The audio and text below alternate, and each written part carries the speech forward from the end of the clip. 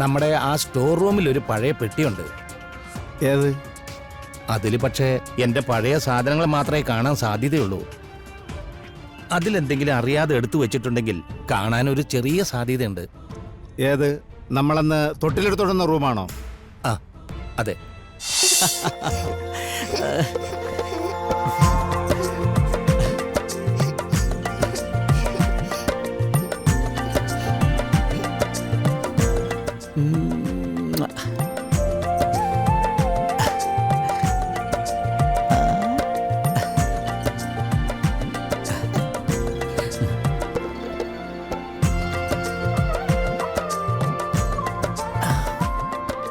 പപ്പ ഇപ്പൊ വരാട്ടോ.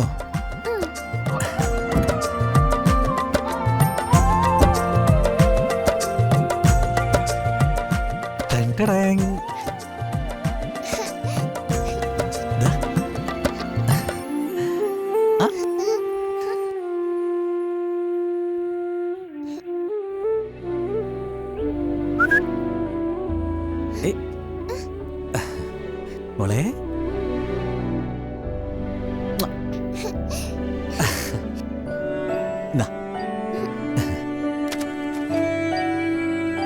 മോള് പഠിക്കായിരുന്നോ? പിന്നെ എന്തായിരുന്നു പരിപാടി അവിടെ? എന്ത് കഥ? ഒരു സ്റ്റോറി റൈറ്റിംഗ് കോമ്പറ്റീഷൻ ഉണ്ട്. അതിന്റെ കാര്യം മോള് പറയുന്നത്. അതെയോ? എല്ലാ കുട്ടികളും എഴുതണം. ആ ആഹാ, നല്ല കഥ എഴുതുമെന്നോ? ആഹാ, എഴുതിക്കോ. നല്ല സൂപ്പർ കഥ എഴുതിക്കോ. മോൾക്ക് എഴുതാൻ നല്ല താല്പര്യമുണ്ട്.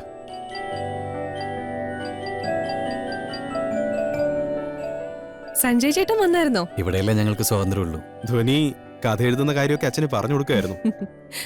അച്ഛനും അമ്മയൊക്കെ വാർത്തകൾ എഴുതുന്നവരല്ലേ, മോള് കഥ എഴുതട്ടെ അല്ലേ? നിങ്ങളോടൊപ്പം പൂർണിമേച്ചിയും കൂടെ ഒന്നിച്ചിരുന്നെങ്കിൽ മോൾക്കത് വലിയ ഹെൽപ്പായേനെ. ഇവളുടെ കഴിവുകളെ കണ്ടെത്താനും പ്രോത്സാഹിപ്പിക്കാനും അത് ഒരുപാട് സഹായിച്ചേനെ. ദുർഗ പറഞ്ഞത് ശരിയാ. അതൊന്നും അറിയാഞ്ഞിട്ടല്ല. എല്ലാം അറിയുന്നവർക്കും സാഹചര്യങ്ങൾ കാരണം ഒന്നും അറിയാത്ത പോലെ പെരുമാറേണ്ടി വരും. അതാണ് ജീവിതം.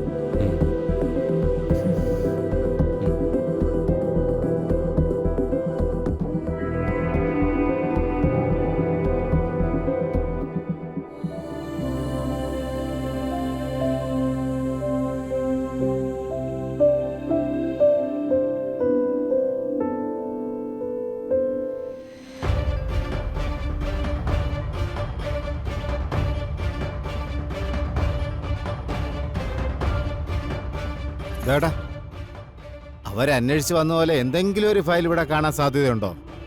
അങ്ങനെ ഒരു സാധ്യതയില്ല.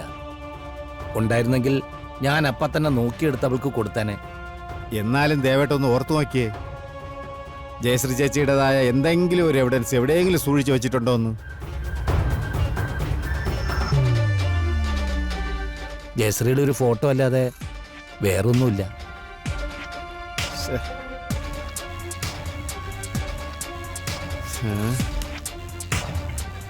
പിന്നെ കുട്ടാ, എന്താ എവിടാ? നമ്മുടെ ആ സ്റ്റോർ റൂമിൽ ഒരു പഴയ പെട്ടിയുണ്ട്. ഏത്? അതിൽ പക്ഷേ എൻ്റെ പഴയ സാധനങ്ങൾ മാത്രമേ കാണാൻ സാധ്യതയുള്ളൂ. അതിലെന്തെങ്കിലും അറിയാതെ എടുത്തു വെച്ചിട്ടുണ്ടെങ്കിൽ കാണാൻ ഒരു ചെറിയ സാധ്യതയുണ്ട്. ഏത്? നമ്മളന്ന് തൊട്ടിലെടുത്തോടുന്ന റൂമാണോ? ആ അതെ. എന്നാ ഞാനൊന്ന് കയറി നോക്കട്ടെ. പിന്നെന്താ, നോക്കിക്കോളൂ. എന്നാ ഇപ്പൊ തന്നെ നോക്കാം. ശരി. ആ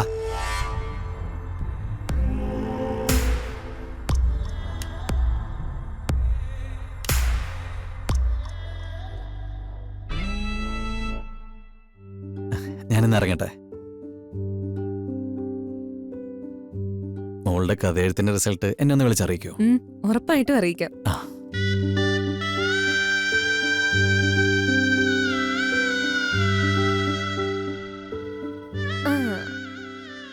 മോള് ക്ലാസ്സിലേക്ക് പോയിക്കോ.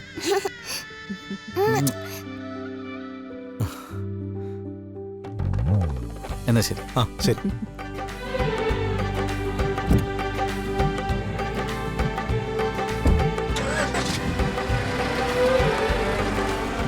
കിരൺ, കുട്ടേട്ടൻ വിളിച്ചിരുന്നു. ഞാനത് പറയാൻ വേണ്ടിയാ വന്നത്. അപ്പോഴാ സഞ്ജയ് ചേട്ടൻ നിൽക്കുന്നത് കണ്ടത്. അതാ ഞാനൊന്നും പറയാതിരുന്നത്. എന്തിനാ കുട്ടേട്ടൻ വിളിച്ചേ? എന്തെങ്കിലും പ്രശ്നമുണ്ടോ? അത് വീട്ടിലെ രണ്ടുപേര് വന്ന് അമ്മ അന്വേഷണം നടത്തിയ സമയത്ത് കളക്ട് ചെയ്ത എവിഡൻസിന്റെ ഫയല് ചോദിച്ചോന്ന്. ഫയലോ? അതാരാ ചോദിച്ചു വന്നേ? പോലീസുകാരാണെന്ന് അവര് പറഞ്ഞത്. പക്ഷേ കുട്ടേട്ടൻ പറയുന്നു അവര് പോലീസ് അല്ലെന്ന്. അങ്ങനെ ഒരു ഫയൽ അന്വേഷിച്ച് ആരെങ്കിലും വരണമെങ്കിൽ അത് പോലീസ് അല്ലെങ്കിൽ പിന്നെ മേനോന്റെ ആൾക്കാർ തന്നെ ആയിരിക്കണമല്ലോ. അതിനാണ് സാധ്യത. അപ്പോൾ അങ്ങനെ ഒരു ഫയൽ ഉണ്ടാവാൻ സാധ്യതയുണ്ടല്ലേ? സാധ്യതയുണ്ട്. പക്ഷേ വീട്ടിലുള്ളതായി എനിക്കറിയില്ല. എന്തായാലും കുട്ടേട്ടനോട് ഒന്നുകൂടെ നോക്കാൻ ഞാൻ പറഞ്ഞിട്ടുണ്ട്. അങ്ങനെ ഒരു ഫയൽ ഉണ്ടെങ്കിൽ അത് നമുക്ക് തന്നെ ആദ്യം കണ്ടെത്തണം. ആദ്യകാലത്ത് ആന്റി മേനോനെതിരെ കണ്ടെത്തിയ തെളിവുകൾക്ക് അപ്പുറമൊന്നും നമുക്ക് പോലും പുതിയതായി ഒന്നും കണ്ടെത്താൻ കഴിഞ്ഞൊന്നും വരില്ല. നമ്മൾ മെയിനോന് തൊട്ടരികെ തന്നെ എത്തിയിട്ടുണ്ട് കിരൺ. അതിന്റെ ടെൻഷനിലാവും അയാള് തെളിവുകൾ കണ്ടെത്തി നശിപ്പിക്കാൻ ശ്രമിക്കുന്നത്. നമുക്ക് നോക്കാം ഇതിൽ ആരാ ജയിക്കുന്നതെന്ന്.